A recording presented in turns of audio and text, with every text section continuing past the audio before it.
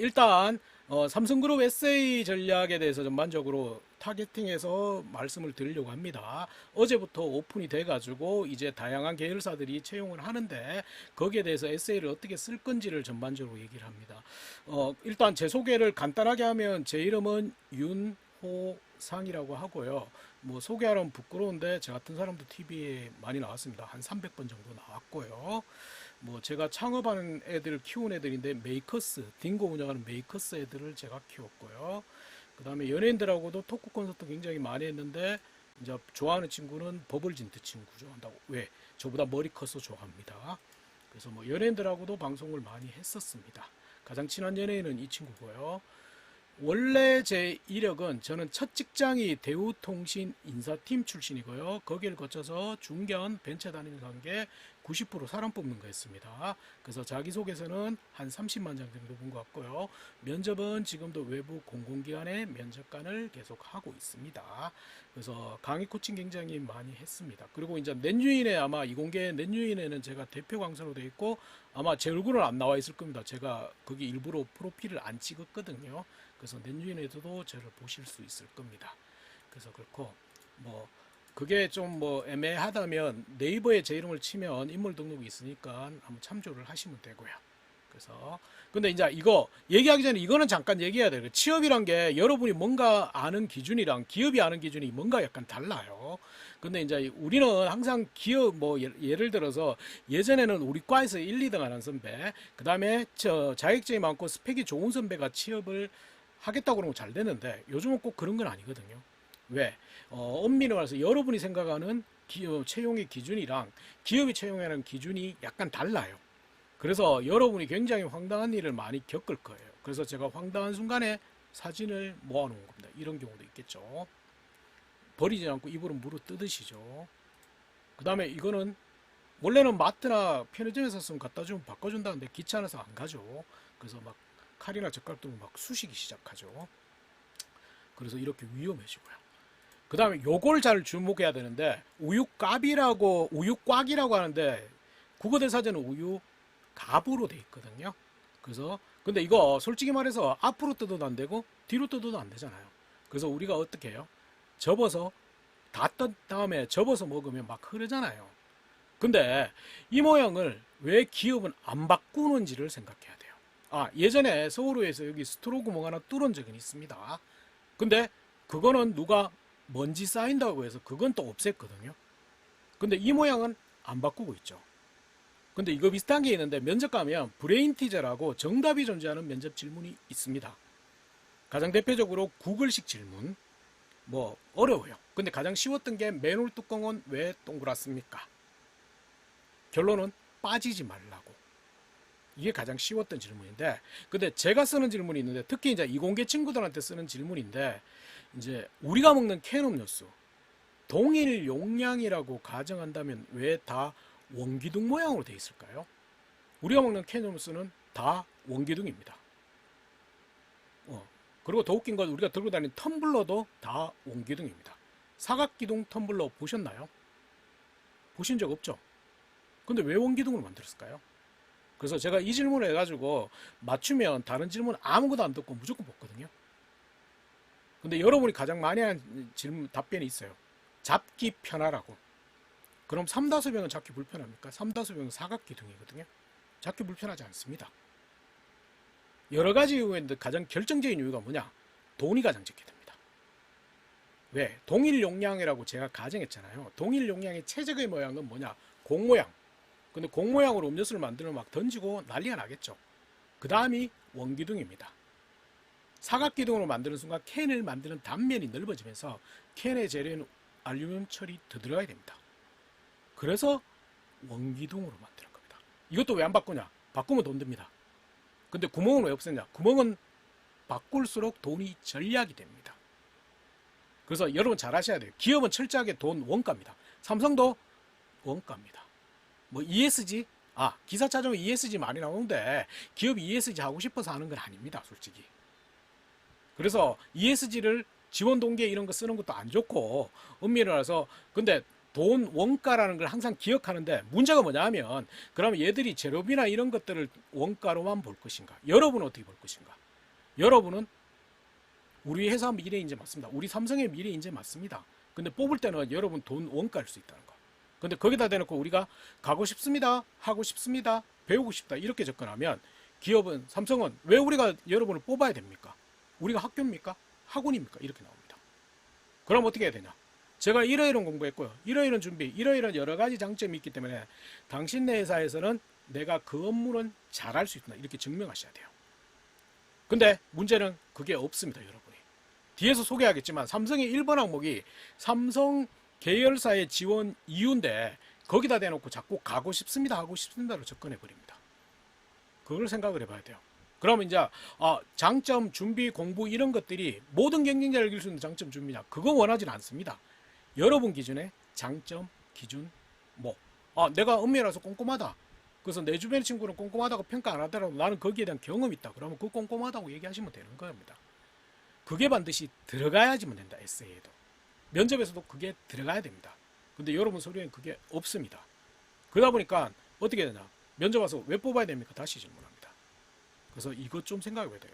그래서 어제 삼성이 오픈되면서 제가 넷유인에서도 첨삭을 하고 이러다 보니까 삼성전자 지금 아마 에세이를 지금 첨삭한 게 한 지금 입장에서도 한 50명, 60명 되거든요. 그래서 전부 다 그게 없다는 걸 생각해야 돼요. 그래서 그걸 조금은 생각해 보셔야 되고, 이거는 노보청소기가 주문 주시는 주인 아줌마 머리카락을 먹어서, 이거는 탕수육인데 소스는 여기 있다는 거, 면이 있는 거라서 엉뚱한 걸 갖다 부었다는 거죠.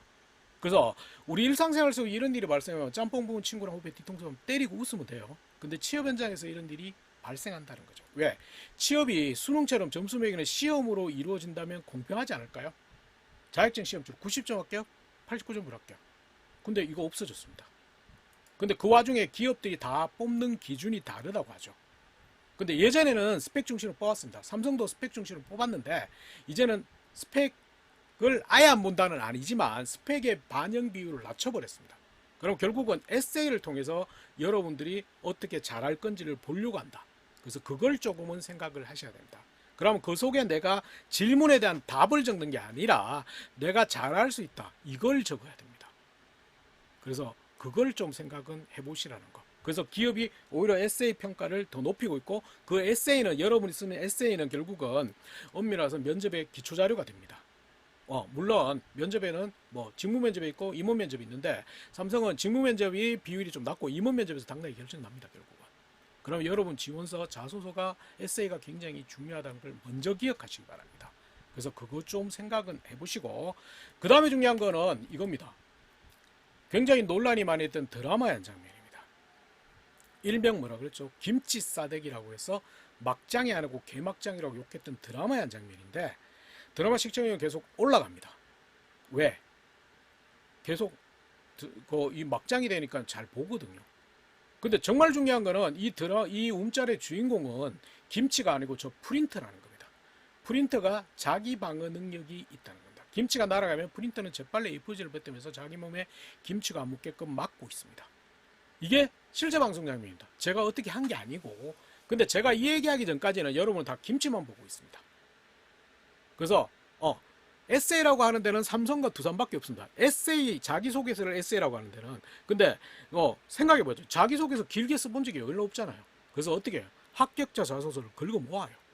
근데 죄송하지만 인터넷이나 주변에 돌아다니는 건 합격자 자기소개서밖에 없다는 거. 불합격자 자기소개서는 없어요. 근데 여러분은 그걸 참조한대요. 참조한다는 거 하는데 결국은 시간 없어서 갖다 뺏기거든요. 근데 반대 입장에서 인사 담당자나 심사 평가에서 볼 때는 정말 답답한 게 모를 거 같냐고요. 뺏긴 거. 10명만 읽으면 얘 누구 보고 뺏겼다 다 나옵니다, 실제. 그렇기 때문에 좀 생각해야 돼요. 기업이, 삼성이 원하는 것도 저 뒤에 프린터 볼 수 있는 친구네요. 대단한 내공이 아니고 제발 여러분 이야기, 여러분 경험, 여러분 논리, 여러분 생각을 자소서에, 에세이에 반영시키면 됩니다. 면접도 마찬가지고요. 근데 여러분은 남의 생각, 남의 이야기, 그걸 쓰고 있다는 거. 그래서 그걸 조금은 기억하시고요.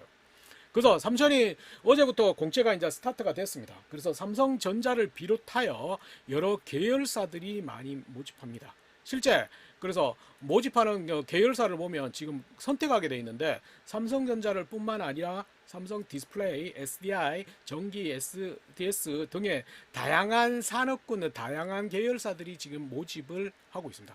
왜? 삼성은 아직까지 공채가 남아있는 상태고요.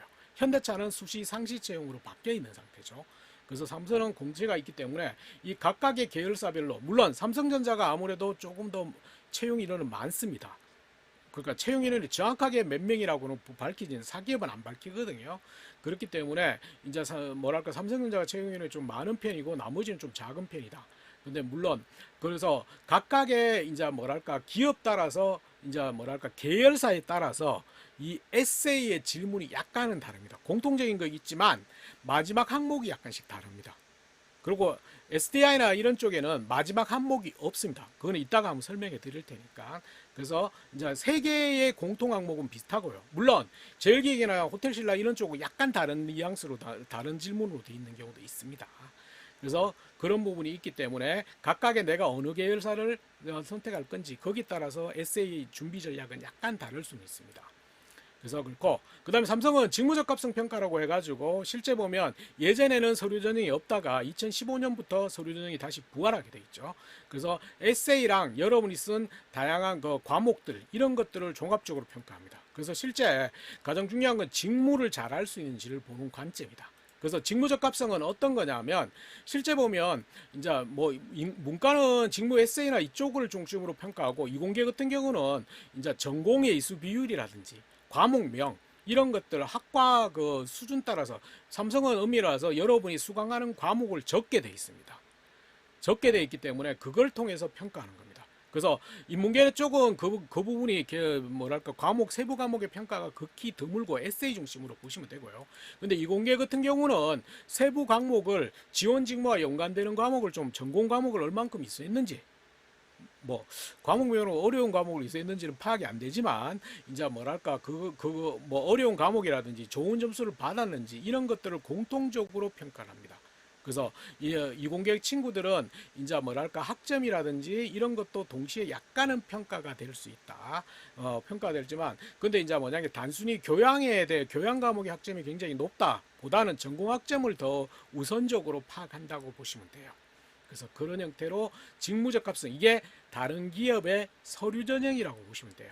근데 물론 에세이랑 같이 평가하는 겁니다. 에세이랑. 그래서 그런 형태로 되어 있다. 그러면 이제 가장 중요한 에세이를 좀 생각을 해보자고요. 에세이. 그래서 삼성의 에세이 항목은 실제 보면 이렇게 되어 있습니다. 그러니까 이거는 대표적으로 삼성전자라고 그냥 표기한 건데 이제 뭐 이거는 에세이 항목은 알지만 지원서상에서 본인의 취미 특기나 존경하는 인물, 존경하는 사람 이유를 적으라고 삼성은 서술식으로 되어 있고요. 그 다음에 해당 기업, 해당 계열사를 지원한 이유, 그 다음에 입사 후 이루고 싶은 꿈을 700자 내에 다 적으라고 하고요. 그 다음에 본인의 성장 과정에 간략하게 기술하되 자신의 가장 큰 영향을 미친 사건, 인물, 가상의 인물도 관계없다. 해서 1500자. 그 다음에 사회 이슈 1000자. 그 다음에 각 계열사별로 직무별로 약간씩 다른 항목이 있습니다.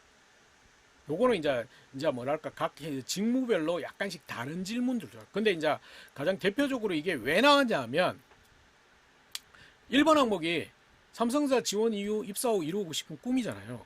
여기가 항목이 어떻게 보려고 했냐면 여기서 여러분들이 지원 직무 회사를 잘할 수 있는 것들을 적는다고 생각을 했었는데 처음에는 요거밖에 없었습니다. 3개 항목. 그러다 보니까 1번 항목에다가 아까 제가 처음에 얘기했듯이 가고 싶습니다, 하고 싶습니다, 배우고 싶습니다 이렇게 다 적어버렸어요. 그리고 삼성전자는 초격차가 어떠니 뭐 1위 기업이니 가고 싶습니다 이런 논리를 쓰다 보니까 왜 뽑아야 되는지를 파악을 못해요. 여러분 삼성에서. 그래서 다시 4번 항목을 뒤늦게 만든 겁니다. 실제. 그래서 원래는 3개 항목이었는데 4번 항목이 다. 근데 여기는 대부분이 삼성전자는 직무 전문성을 어필하는 쪽으로 돼 있고 그 다음에 이제 프로젝트라든지 과제 이런 중심으로 직무에서 직접 활용될 수 있는 것들을 적으라고 돼 있습니다. 그래서 그런 형태로 돼 있다. 그래서 가장 첫 번째 취미 특기 큰 의미는 없습니다. 취미 특기는 큰 의미는 없기 때문에 본인이 하는 걸 그냥 솔직하게 적으시면 돼요. 그래서 취미, 특기. 근데 이제 조금은 싫어하는 것들이 약간 있긴 있습니다. 취미 같은 경우는 아직까지 꼰대 면접관들이 혼자 하는 걸 싫어합니다. 그래서 헬스, 산책 이거 혼자 하는 겁니다. 그리고 배그도 여럿이 하는데 아직 꼰대 면접관은 혼자 하는 줄 알 수 있기 때문에 취미는 약간 여럿이 할 수 있는 것들을 좀 적는 게 낫습니다. 아직까지는 기업은 여럿이 하는 걸 약간 선호하는 경향이 있습니다. 그리고 특기 같은 경우는 이제 뭐냐면 뭐 구체적으로 뭐 본인이 적는데 운동 이거 말고 축구면 축구에서 크로스 뭐 이런 식으로 약간 더 구체적으로 적는 게 실제 진짜 하는 것처럼 느껴집니다. 그래서 이거는 큰 의미는 없지만 약간의 그 뉘앙스는 좀 생각을 해보자. 그 다음에 존경하는 사람인데 이거는 좀 생각해 보자고요. 이 존경하는 사람은 조금은 생각은 해봐야 됩니다. 이게 가장 1위 그룹이 나옵니다. 유명인 그룹입니다. 그리고 1위 그룹과 쌍벽을 이루는 2위 그룹이 있습니다. 여러분이 취업철만 되면 효자인형 코스프레 합니다. 그래서 유명인 그룹이 가장 많고 2위 그룹이 뭐냐? 아버지, 어머님, 부모님이 나옵니다. 3위 그룹이 누구냐? 누구누구 교수님, 저희과 지도 교수님으로서. 4위 그룹은 아직까지 이병철 회장, 이건희 회장 이런 얘기 하는데 좀 이거 생각해 봐야 됩니다. 그래서 솔직하게 적는 건 상관은 없는데 이거는 삼성에서도 그렇게 얘기해요. 부모님 적어도 된다. 단 존경하는 이유가 좀 달랐으면 좋겠다. 근데 여러분은 부모님 적으면 다 똑같거든요. 아버지는 크게 두 부리밖에 없으시고요. 어머니는 한 부리밖에 없습니다. 여러분 자소서나 면접에 등장하는 어머니를 모아놓으면 우리나라 봉사단체가 필요 없습니다. 이게 너무 식상하기 때문에 그렇습니다.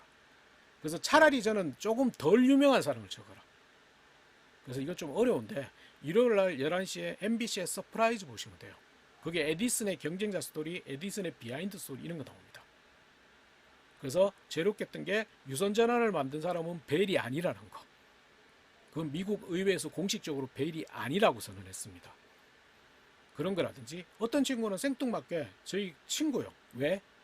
특전사를 7번 지원했는데 떨어져서 8번 지원해서 갔습니다. 저희 아파트 경비 아저씨요. 왜? 예, 주어진 일 다 하시고 저희 진로 상담도 해주십니다. 이런 것도 관계없습니다.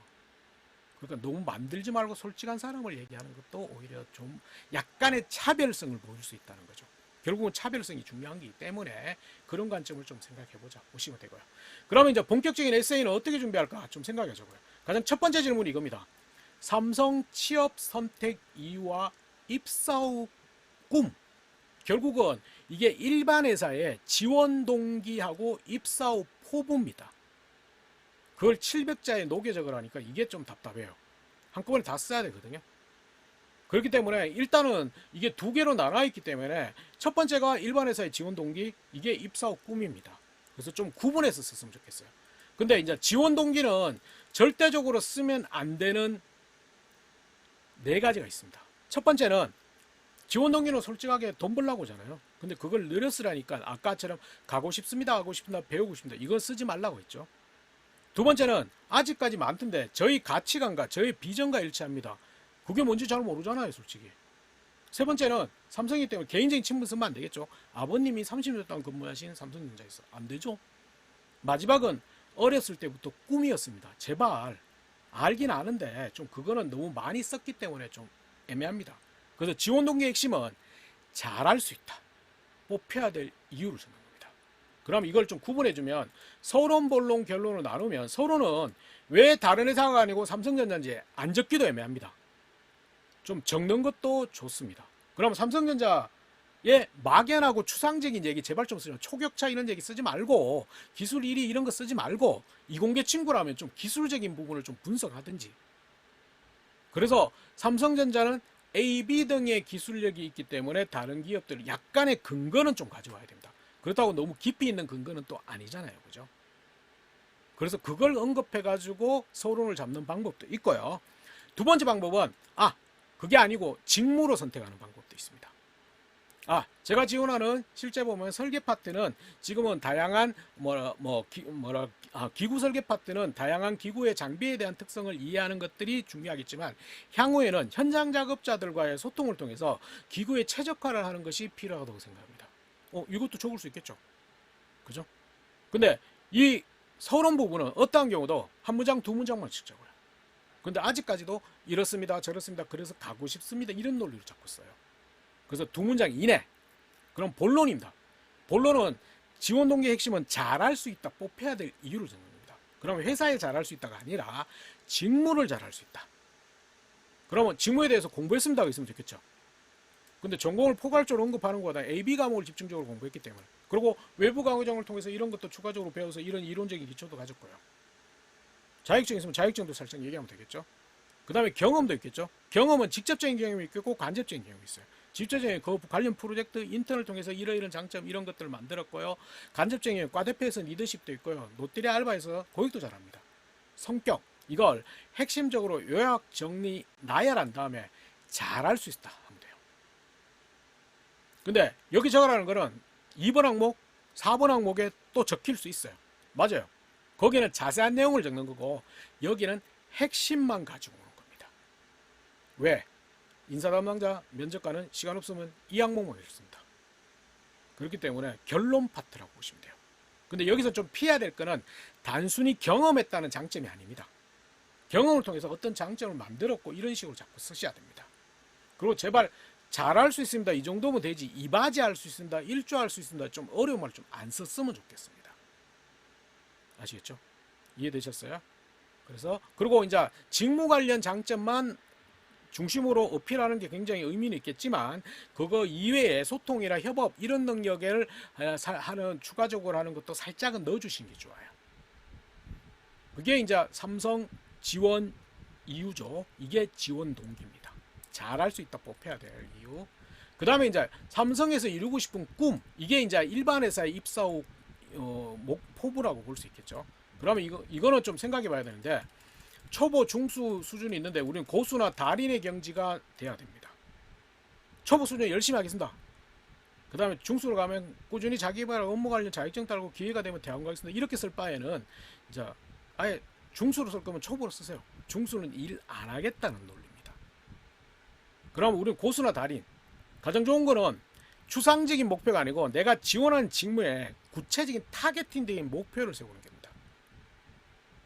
1년, 3년, 5년, 10년 이렇게 나눌 필요 없습니다. 그건 나눌 거는 롯데나 이런 데는 입사 후 10년 후 시나리오이기 때문에 그렇게 나눠도 되고, 삼성은 무조건 10년 후에는 기구 설계 아니면 삼성전자 DS에서 시각 공정에서 공정기술 전문가로 성장해서 이렇게 타겟을 구체적으로 찍는 게 좋습니다.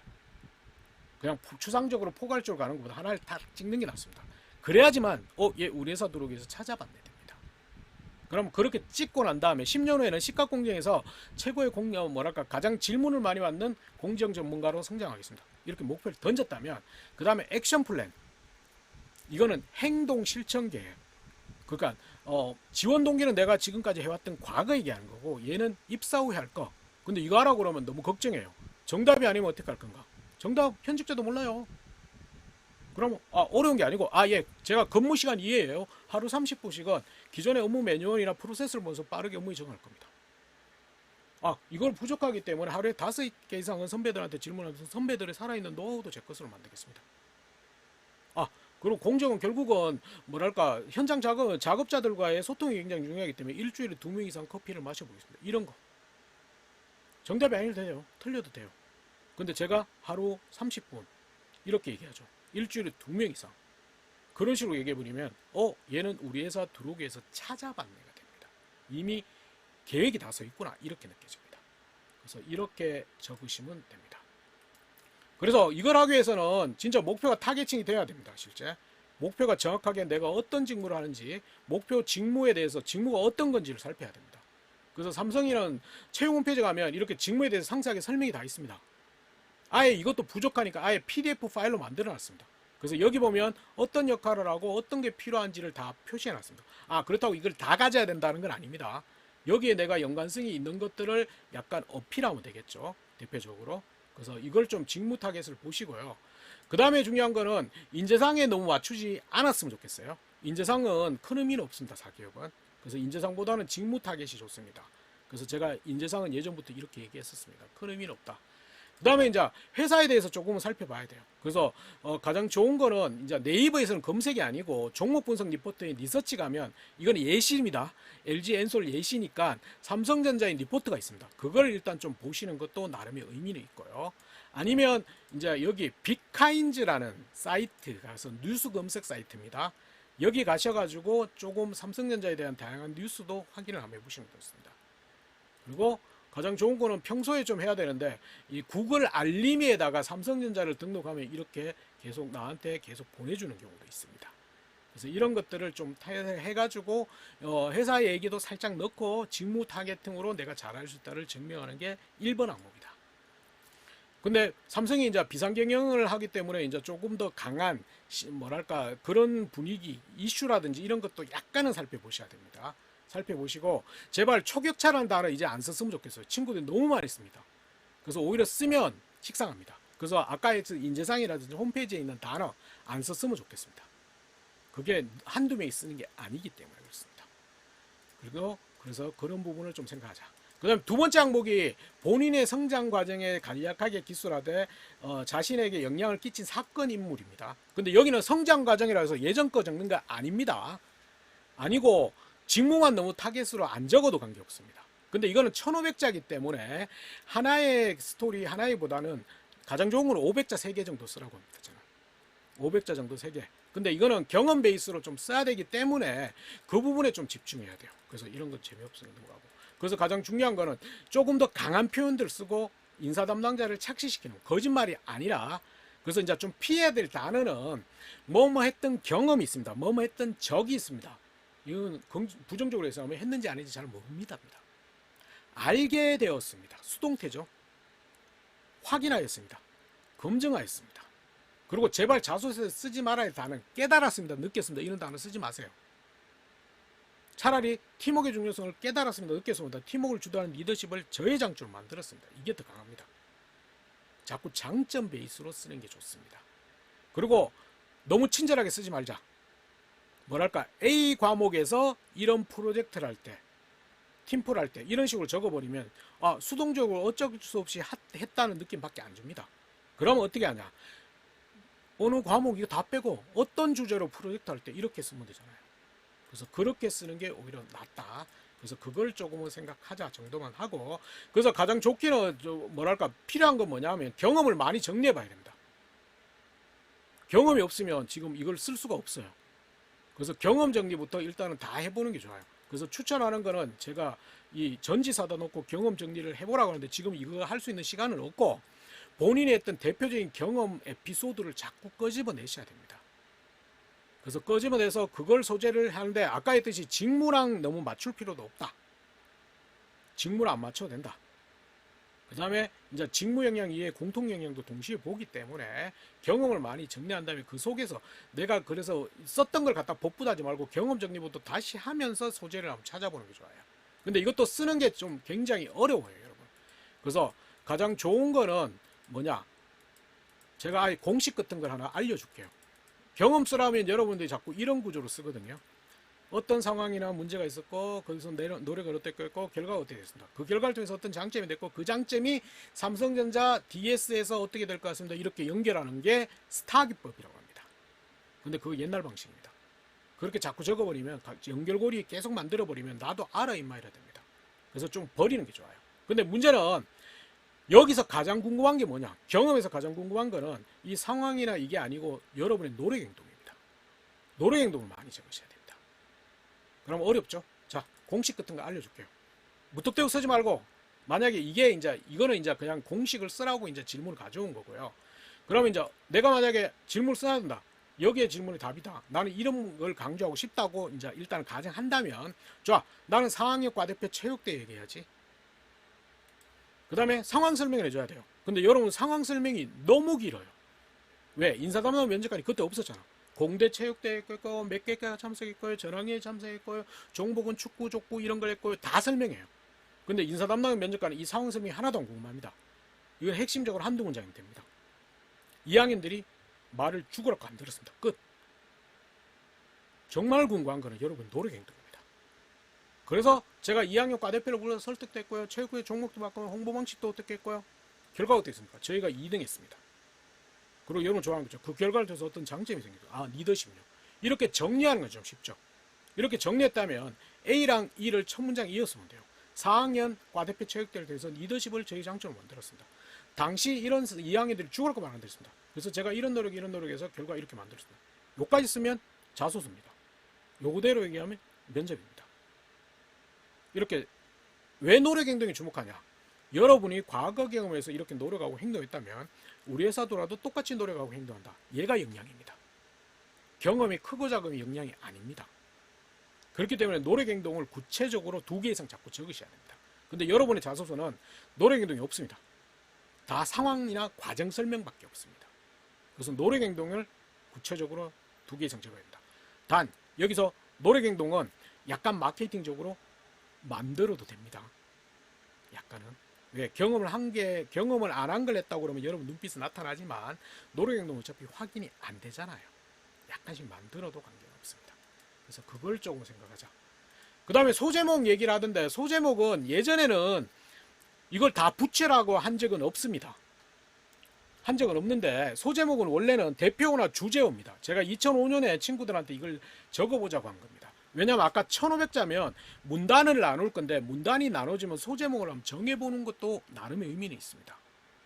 근데 이 소제목은 이제 대표어나 주제어를 딱 정해놓으면 과대표를 통한 남다른 리더십이라고 해버리면 면접관은 안 읽습니다. 그 제목만 읽습니다. 그래서 가장 좋은 거는 카피성 소제목이라고 호기심을 불러일으키는 소제목. 이건 어떻게 쓰냐? 내용부터 먼저 적고 난 다음에 특이한 단어나 문장을 가지고 소제목을 만드는 게 좋습니다. 뭐 칼에 찔려 보셨나요? 종아리 300대를 맞다. 이런 소제목이 있으면 인사담당 면접관은 눈은 가 있지만 재미가 없어서 안 읽거든요. 근데 이거 있으면 집중해서 읽게 됩니다. 그런 소제목이 더 낫다. 단 여기서는 그렇게 정하더라도 1번, 4번에는 이 소제목 이렇게 정할 수는 없어요. 그럼 거기는 대표어나 주제어를 정해도 관계없습니다. 그리고 소제목을 못 다는 경우는 안 달아도 됩니다. 이걸 달아라고 한 적이 없습니다. 그래서 그것만 좀 생각하자. 그 다음에 3번째 항목이 사회 이슈입니다. 제발 사회 이슈입니다. 사회 이슈. 기업 이슈라고 한 적이 없습니다. 그거는 2015년에 기업 이슈라고 한번 했었습니다. 그러니까 여러분이 전부 다 똑같은 걸 적으니까, 원래는 이게 어떤 항목이냐면, 이게 원래는 이제 토론 면접을 없애면서 이 항목을 주면서 기업 이슈를 주면서 2015년에는 이제 그걸 적어오면 면접관하고 토론하고 싶었습니다. 근데 전부 다 똑같은 걸 적어버려요. 그리고 여기는 자신의 견해잖아. 자신의 견해. 근데 자신의 견해가 아니라 그냥 신문에서 얘기하는 것만 얘기합니다. 그러다 보니까 이거 사회 이슈로 바꿔버린 거예요. 그러면서 창의적 면접 들어오고 이러는 겁니다. 사회 이슈이기 때문에 삼성전자, 내가 삼성전자면 삼성전자와 관련된 이슈가 아니라도 관계없습니다. 본인이 진짜 관심 있는 이슈. 물론 정치나 종교적인 이슈는 안 되겠죠. 그걸 적는데 가장 핵심은 이거 못하네요. 자신의 견해입니다. 그 상황에 대해서 설명을 간략하게 하고, 본인의 견해는 언론이나 밖에서 얘기하는 추상적인 방향성이 아니고 구체적으로 나는 이렇게 했으면 좋겠습니다라고 쓰는 겁니다. 정답을 요구하는 건 아닙니다. 그래서 실제 실행할 수 있는 구체적인 계획, 아이디어가 나와야 됩니다. 근데 만약에 이게 삼성 DP나 삼성 SDI 이 주제를 썼다면, 만약에 삼성전자와 연관되는 이슈를 썼다면 삼성전자에서 하고 있는 걸 하자고 하면 안 됩니다. 하고 있는 거는 이렇게 개선해야 됩니다. 안 한 거는 추가적으로 해야 됩니다. 이런 식으로 들어가야겠죠. 그래서 여기의 핵심은 자신의 견해입니다. 자신의 견해. 그렇기 때문에 추상적인 방향성이고 구체적인 내용, 아이디어가 다 나와야 된다는 걸 기억하시면 돼요. 그래서 그걸 조금 생각은 해봐야 된다. 그래서 그거. 마지막 항목이 이제 이거는 삼성전자 거만 이제 대표적으로 가져온 겁니다. 삼성전자는 실제 보면 지원한 직무의 전문성을 어필하는 겁니다. 전문성. 근데 여기도 500자, 1000자, 500자에서 1000자니까 1000자 정도 낫겠죠. 근데 이 전문 지식을 가는 거는 일단은 기본적으로 첫 번째는 그게 내가 다른 지원자들이 하지 않았던 독특한 경험이나 프로젝트가 있으면 그 하나로 적어도 관계는 없습니다. 근데 대부분 그게 없잖아요. 그러면 다양한 이슈, 다양한 것들 다 적어도 됩니다. 그래서 추천한 건 1000자니까 이제 500자는 내가 만약에 반도체라면 반도체에 대해서 준비한 거 다 적는 겁니다. 나열식으로. 독특한 경험이 있으면 하나만 적으면 되지만 독특한 경험이 없잖아. 이건 어떤 뉘앙스냐? 리더십이 있습니까? 제 연세대 총학생회장이 있습니다. 이러면 더 이상 설명이 없죠. 설명할 필요 없잖아. 근데 그게 없으면 어떻게 해요? 초등학교 때 반장이고 중학교 때 실장이고 고등학교 때 이거 다 갖다 붙이면 되잖아요. 그것처럼 이건 두 문장, 뭐 천자를 쓸 것 같으면 일단 한 문단은 제가 전공해서 이론적인 기초도 다졌고요. 그 다음에 이런 관련 프로젝트를 하면서 실제 적용도 해봤습니다. 그리고 외부 이런 것들 렌유인 이런 과정을 통해서 이런 것도 추가적으로 배웠고요. 서울대 서울대나 다른 학교에서 반도체 공정에 대해서 하는 것도 이렇게 추가적으로 배워서 이런 이론적인 기초도 다져왔습니다. 이걸 한 문단 정도 다양한 걸 다 적고 한 문단은 거기서 특히 강조하고 싶은 프로젝트 중심으로 적는 겁니다. 오케이? 이해되십니까? 프로젝트나 경험 중심으로 적는 겁니다. 근데 거기는 여기 항목에서는 이제 단순히 노력행동뿐만 아니라 본인이 했던 구체적인 내용적인 면을 부각시키는 것도 좋아요. 왜? 여러분이 대부분이 이공계 같은 경우라면 내용적인 측면을 프로젝트의 내용이 지원 직무와 연관성을 가지기 때문에 그런 것들을 조금은 어필하시는 게 좋습니다. 근데 이 항목도 마찬가지고 앞에 항목도 마찬가지겠지만 이제 혼자 하는 거라면 관계없는데 팀으로 활동을 하게 되면 이제 그 노력행동에 대해서 주어가 저희가 돼버리면 팀의 장점이 됩니다. 그러면 저희가 했던 부분에 대해서는 제한적으로 적고 제가 어떤 역할을 했고 제가 어떤 제안을 했고 제가 어떤 노력을 해서 그래서 저는 이런 식으로 자꾸 나의 주어를 넣어야지만 조금 더 부각이 됩니다. 그래야지만 본인의 장점이 될 수 있다는 걸 조금은 기억하시기 바랍니다. 아시겠죠? 그래서 그렇고 나머지는 이제 회사별로 약간씩 다 다릅니다. 근데 대부분은 전문성, 지원 분야와 연관되는 프로젝트 이런 걸 적으라고 합니다. 그래서 물론 아까처럼 그렇게 적는 거고 있고 프로젝트가 내가 두 개가 의미가 있다면 두 개로 적는 방법도 있습니다. 근데 이제 한 항목에서는 A, B, C, D 등의 이런 이론 기초 이런 것들을 하면서 이런 좀 한두 문장은 내가 다양한 걸 했다고 적고 난 다음에 특히 A 프로젝트에서는 이런 일이 있었습니다. 이런 식으로 좀 한두 문장은 다양하게 내가 준비했다는 걸 보여주고 난 다음에 하나의 프로젝트나 이런 것들을 디테일하게 적는 방식이 오히려 좋은 방법이 됩니다. 그럼 내가 다양하게 준비했다도 어필이 되고 그 다음에 뭐 프로젝트나 이런 과제 같은 것도 엄밀해서 어필이 동시에 되기 때문에 그런 것들을 같이 적는 방법도 있습니다. 아시겠죠? 그래서 그렇다. 근데 이제 기업이 좋아하는 거는 단순히 이론적으로 배웠다보다 자꾸 적용해보겠다, 응용해보겠다 이런 걸 좋아하거든요. 그래서 그런 것들을 좀 포커싱을 더 가지시는 게 좋겠고요. 그 다음에 이제 너무 솔직하게 적지 말자는 건 아까 얘기했듯이 어떤 과목에서 프로젝트 할 때 이런 식으로 적지 않는 게 좋습니다. 그리고 이제 여기 보면 노력행동 부분에서도 교수님 하다가 안 돼서 교수님한테 물어봤다.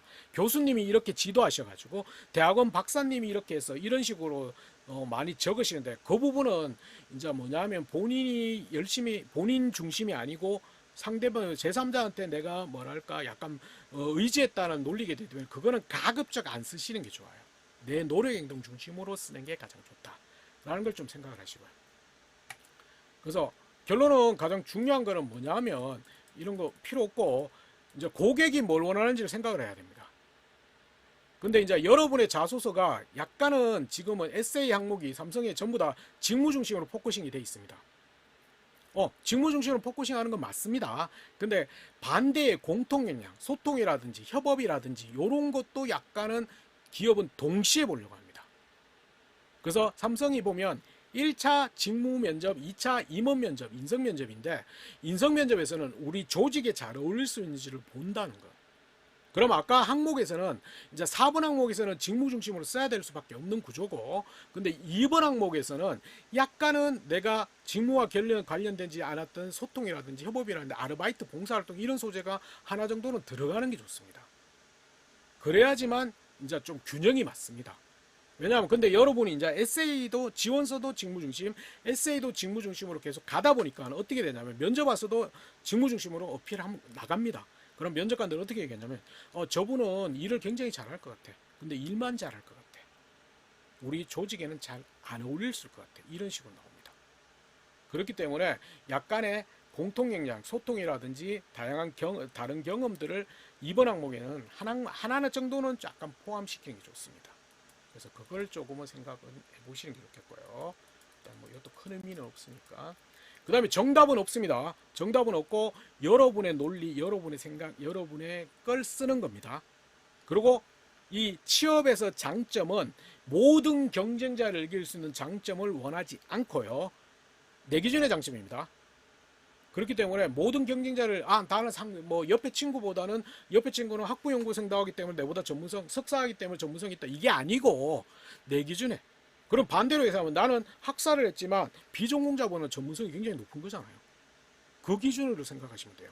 그렇기 때문에 너무 모든 사람을 이길 수 있는 거는 아니라는 걸 생각은 좀 하시면 됩니다. 그 다음에 이제 큰 경험보다는 작은 에피소드 중심으로 자꾸 적는 게 낫습니다. 그래서 리더십 있습니까? 과대표를 통으로 적는 것보다는 과대표 체육대회 때는 2학년들이 말 안 들었는데 제가 이런 노력에서 이 결과 만들어서 제가 리더십입니다. 이렇게 에피소드로 자꾸 나오는 게 낫습니다. 그게 빨리 설득할 수 있는 겁니다. 이 자소서나 이제 이런 면접에서는 짧은 시간 내에 내가 이 장점이 있다는 걸 설득해야 되기 때문에 그렇습니다. 그래서 그런 걸 중심으로 하고 그 다음에 이제 경험을 적을 때는 상황이나 과정, 생각은 한두 문장을 핵심적으로 적고 인사담원 면접관은 가장 궁금한 거는 여러분의 노력 행동이기 때문에 노력 행동을 구체적으로 다양하게 적는 게 가장 중요합니다. 그래서 노력 행동을 좀 많이 적자. 근데 노력 행동이 이제 뭐랄까 너무 자격증이나 학교 성적으로 가버리면 노력들이 열심히 했다밖에 없기 때문에 그런 거보다는 다른 경험을 약간 적는 게 노력 행동도 남들보다 약간 다른 게 더 낫거든요. 그래서 그런 관점을 조금 생각하자. 그리고 챗GPT를 돌리면 되는 뭐 기본적으로 초안은 좀 얻더라도 본인 걸 자꾸 만드셔야 됩니다. 본인의 경험을 만들고 경험을 넣고 해가지고 본인 걸로 만들어요. 저는 별로 추천 안 합니다. 챗GPT. 그래서 왜냐하면 여러분 너무 추상적으로 적히기 때문에. 근데 뭐 내가 아예 못 쓴다면 한번 이렇게 한번 이제 보조적으로 한번 받아가지고 다시 수정하는 거는 좀 수정하고 여러분께 경험을 넣어서 자꾸 바꾸는 거는 의미가 있을 수도 있습니다. 그 다음에 이제 뭐냐면 이제 장점이라고 이제 창의성이라면 이제 너무 거창한 거 기업은 1등, 2등을 이제는 뽑는 게 아니라는 거. 남들보다 다른 사람을 뽑습니다. 그러면 여러분이 가장 주목해야 될 여기에 소재의 경험은 남들보다 다른 경험. 근데 남들이 누구냐? 모든 경쟁자가 아니고요. 우리 과 친구들은 약간 다른 경험. 근데 다른 경험이 없으면 똑같은 경험 속에서도 다른 생각, 다른 노력, 다른 행동했다. 특별함이 이기는 게 아니고 다름이 이긴다. 요거만 기억하시면 돼요. 창의성은 거창한 게 아니고 내 과 친구들과 약간 다른 경험. 똑같은 경험이라면 다른 생각, 다른 노력, 다른 행동. 요게 창의성이란 걸 조금은 기억하시면 됩니다. 거창함을 원하지 않는다, 기업은. 그래서 그런 것들을 조금은 생각하면서 좀 적었으면 좋겠습니다. 뭐 이건 제가 참고할 수 있는 거니까 제가 운영하는 사이트고요. 제가 운영하는 페이지 계정이니까 나중에 보시면 좋아요 한 번씩 클릭해 주면 되고 제 유튜브 계정입니다. 그래서 2009년부터 있던 채널인데 제가 화면에 제공하는 꼬라지가 보기 싫어서 운영을 하고 있습니다. 근데 지금은 다시 하는데 저는 구독, 알림, 좋아요 이런 거 안 해도 된다고. 그냥 여러분 돈 벌려고 하는 거 아니기 때문에 여러분 나중에 참고로 보시면 되고. 그래서 강의는 여기까지입니다. 그래서 이런 모습만 아니었으면 좋겠고요. 요보다 좀 나았죠. 그 다음에 제 연락처는 트위터, 페이스북, 인스타그램은 인사팀 치면 제 개인 계정이고요. 그 다음에 네이버에 제 이름을 치면 나옵니다. 근데 여성분들은 심야 시간에 검색하다가 인물 등록 사진 보고 놀랄 수 있기 때문에 낮 시간에